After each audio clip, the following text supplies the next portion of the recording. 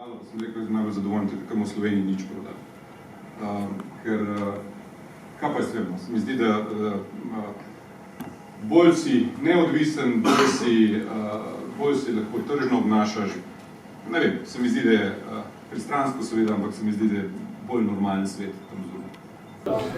No, malo je bilo heca v tej izjavi, malo pa tudi resnice. Jaz mislim, da v Sloveniji se moramo naučiti ceniti, da imamo neke dobre proizvode, neke dobre družbe. Slovenci smo tako omejeni, da nam more nekdo, ti kot podjetje slovensko, moraš v tujini uspeti, potem ti morajo pa tujci razložiti, da imaš ti, pa se imate vi neko zelo dobro podjetje doma, pa bomo zelo težko pa skozi zobe priznali, da to temu res tako je. Skoraj nas je malo nas je sram priznati, da imamo neke dobre firme, da imamo neke dobre produkte, veliko bi mogli skupaj stopiti in na tem delati, to izkoristiti. Drugo je pa, jaz mislim, da je to poslovno okolje ne samo iz tega percepcijskega, ampak tudi iz zakonodajnega, finančnega in tako naprej vidika je hendikepirano proti tujim. Jaz se zadolžujem dražje, kot se zadolžuje moj nemški konkurent. Imam več težav z zakonodajo, z takimi in drugačnimi inšpekcijami in tako naprej, ki mi hodijo.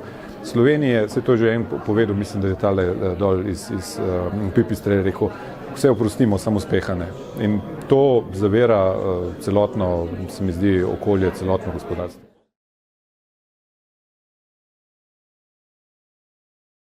Privatno lastništvo v tem smislu, da nimam jaz v lastništvu države, kjer vidimo na dnevnem nivoju, da se ukvarjajo z vsem drugim, kot pa uspeti na trgu, ampak kako te ali one interese zadovoljiti, da ne kotiramo na borzi, pa zopet to, da jaz lahko enostavno imam nek dolgoročni fokus.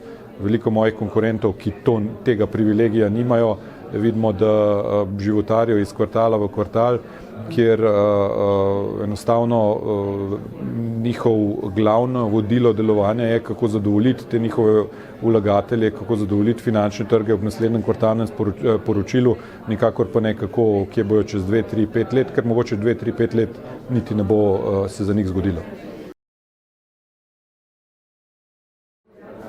Upati si, prvič to, se pravi imeti nek produkt, ki ga lahko seveda toj prodajni mreži ponudiš, potem pa jaz mislim pot pod noge, pa čim več vrat potrkati, čim več kontaktov probati vzpostaviti, ne se bati zavrnitev, ne se bati neuspeha, tudi to je ena od stvari, ki ga naše okolje skoraj glorificira, se pravi, neuspeh je groza, neuspeh je samo neka stopnica do kasnejšega uspeha in to je to. Mislim, da dostikrat je največ teh zavor v svojih glavah, da niti ne upamo, se niti ne poskušamo in seveda, če pa ne poskušaš, pa ne moreš uspeti.